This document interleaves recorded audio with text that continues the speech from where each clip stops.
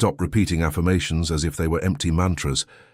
Most people spend years murmuring beautiful phrases in the mirror while their nervous systems remain locked in survival mode, and that is exactly why nothing changes.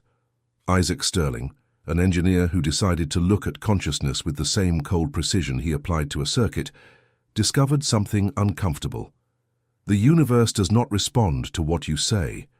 It responds to the frequency your body emits while you are saying it, and there is a specific technique, based on 100 repetitions, that he designed to force this frequency to stabilize. In the next few minutes, I'm going to break down exactly the biological error that is causing your intentions to collide with your own body. I will show you the 7-night ritual that Sterling built to reverse this. And I will tell you what no one has told you about why this knowledge was carefully kept away from the masses. Isaac Sterling was not some turban-wearing mystic. He was a biomedical engineer, an inventor of surgical instruments, a man trained to distrust anything that couldn't be measured. And it was precisely this background that led him to the breaking point.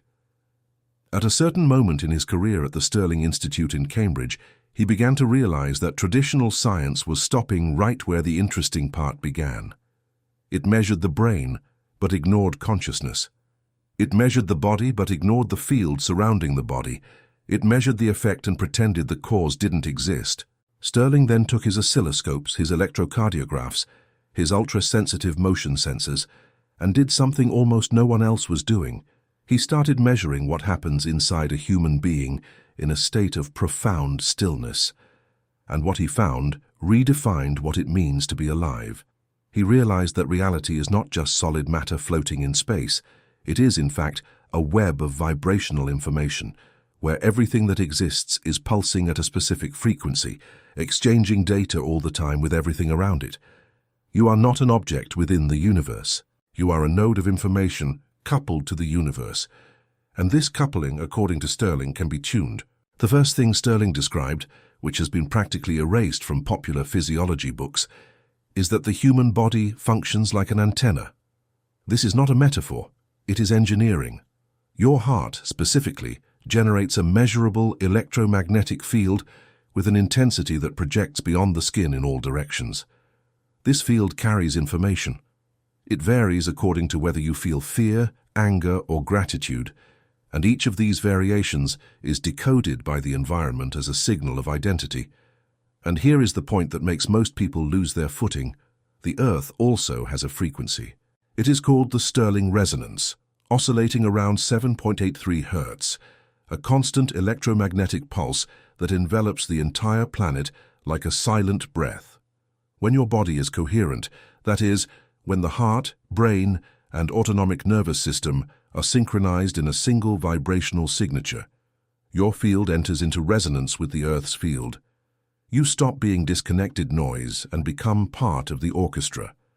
It is in this state, and only in this state, that what we call manifestation begins to operate with precision, because the request no longer comes just from your mouth. It comes from your entire body, in a single clean frequency, audible to the energetic structure of reality.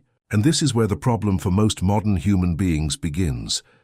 Because thought is not just an abstract mental activity, as you were taught. Every thought you sustain with emotion triggers an electrochemical cascade in your nervous system.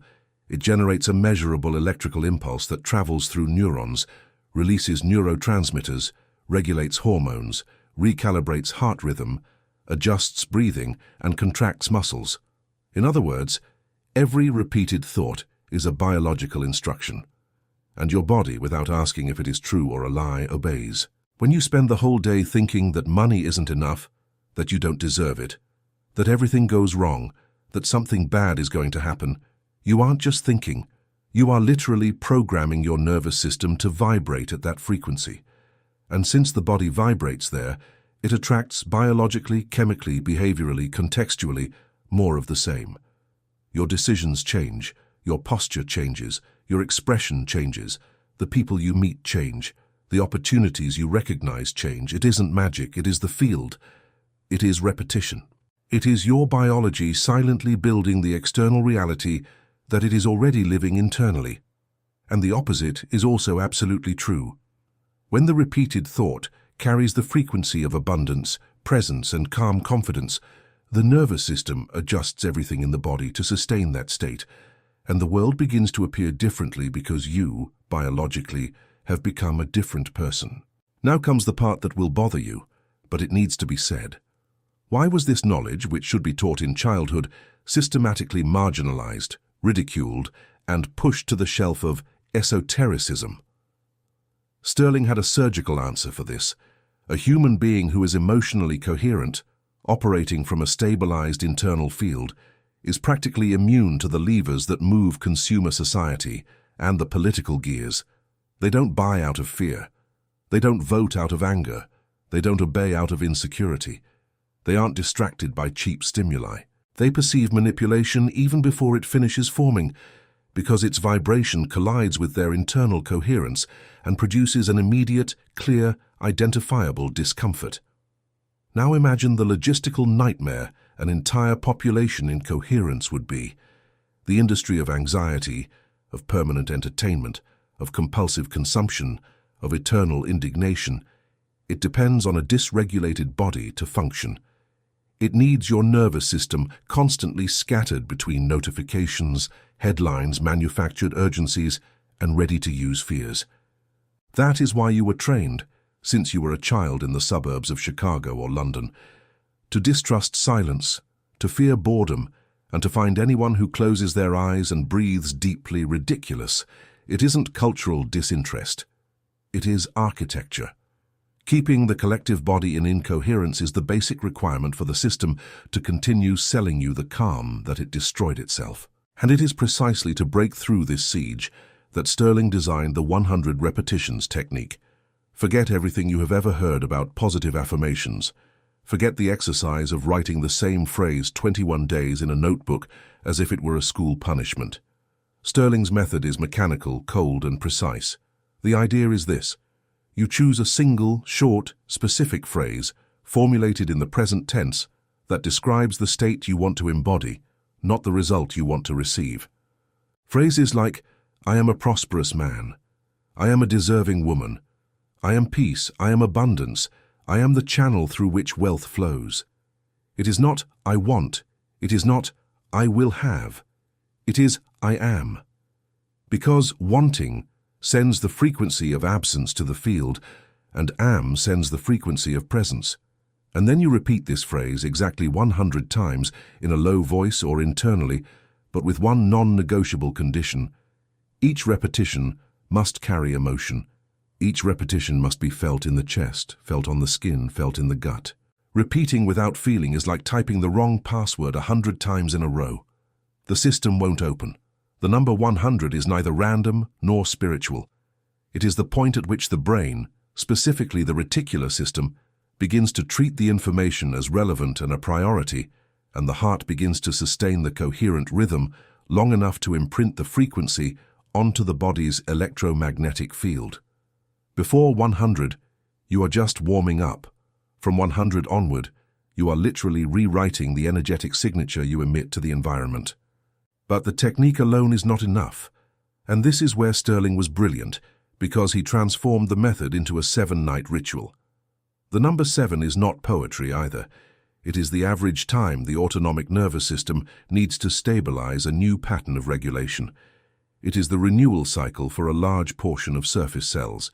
It is the interval that neuroscience recognizes as the minimum for the consolidation of synaptic circuits through intense emotional repetition. 7 days is the time it takes for biology to surrender to the new instruction. The ritual works like this. In the final minutes before sleep, when the brain naturally slows down and enters alpha and theta waves, precisely the state where the subconscious is most permeable, you prepare yourself. Turn everything off. No phone, no television, no music, no source of external stimulus. Darkness and silence are not fluff. They are engineering. You are cutting out the noise that the environment would inject into your field during programming. Next, you close your eyes and bring your attention to your breath. Not to control it, just to observe it, letting it lengthen naturally. Feeling the air enter the abdomen, pause for a moment, and leave. This simple movement already begins to lower the brain frequency and stabilize the heart rhythm. And then you start repeating the phrase, 100 times, with emotion, with weight, with the visceral feeling that it is already true because in the physics of the field, it will be and it already is, are the same vibration when spoken from the correct state. At the end of the 100 repetitions, you think of nothing else. You simply fall asleep. And you allow the brain, now in REM and deep sleep, to integrate this information into the oldest circuits, into the layers most difficult to reach with waking consciousness. This is repeated for 7 consecutive nights, without skipping, without changing the phrase, without outsourcing it to "I'll make up for it tomorrow." Because any interruption breaks the cycle of 7 and forces you to start over. And it is important that you understand what will happen throughout this cycle, because most people who try the method and give up exactly because they weren't told what to expect. The first or second night usually brings an unexpected sense of calm. You finish the 100 repetitions and notice that the body is heavier, quieter, and perhaps you sleep more deeply than you have in months. It is the nervous system reacting to the first contact with sustained coherence. The third and fourth nights are the most difficult, and that is where most people quit. A diffuse discomfort may appear, an uncaused irritation, a strange sadness, old memories surfacing, an urge to cry for no reason, or an almost unbearable boredom that pushes you toward your phone. This is not the method failing. This is the method working. It is your old field, addicted to scarcity, fear, and survival, resisting replacement. Every identity rooted in the body fights to stay alive when it begins to be erased. If you push through this phase, and pushing through literally means continuing to repeat even with the discomfort, the 5th night brings a strange clarity. You wake up and notice things that were always there but you didn't see. Ideas arrive cleaner. Decisions become more obvious. People start saying slightly different things to you. From the 6th to the 7th night, it is common for what seems like coincidences to appear, but what Sterling would call a field response. Messages, encounters, opportunities, solutions, numbers, phrases heard by chance, vivid dreams. It isn't the universe giving you something. It is you finally being able to perceive what was always available to your new vibrational state. And this is precisely where the errors are that destroy the method for most practitioners, so remember this. The first error is repeating without emotion, on autopilot, like someone reciting a memorized prayer. Without an emotional charge, there is no biological imprint. And without a biological imprint, the field does not change. The second error is changing the phrase in the middle of the cycle, because the person gets anxious, thinks they chose wrong, and tries to improve it. Every change resets the programming. The brain starts from 0, and the 7 days must be restarted. The third error is practicing with a phone nearby, with background sound, with the mind divided between the phrase and the to-do list for the next day. Dispersion during repetition is the equivalent of trying to record audio with 5 microphones, picking up noise at the same time. Nothing clear gets in. The fourth error, perhaps the most subtle, is wanting to control the result, trying to guess how it will manifest, when, through which channel, with which person. This control sends the frequency of distrust to the field, the "I need to supervise because I don't believe it will happen" frequency. And this frequency, repeated in silence during the day, contradicts the frequency of your 100 repetitions at night. You become once again an emitter of mixed signals, and the field, reading the average, simply returns the average. The practitioner who understands this learns to do the 100 repetitions and then let go. Letting go is not giving up. Letting go is trusting that biology has already received the instruction, and that your conscious work now is simply to live the day as someone who already is what they ask to be. What Isaac Sterling left us in the end was not a trick to get things. It was an engineering project to reoccupy one's own existence. This method, with its 100 repetitions and its 7 nights, is not about forcing the universe to give you anything. It is about you stopping the emission of the old signal that kept the universe delivering exactly what you didn't want. It is the difference between begging from the outside and simply moving in to inhabit the inside.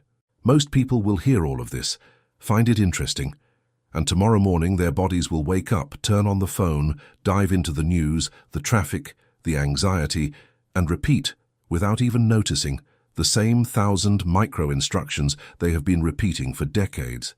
and their field, faithful, will continue returning the same life.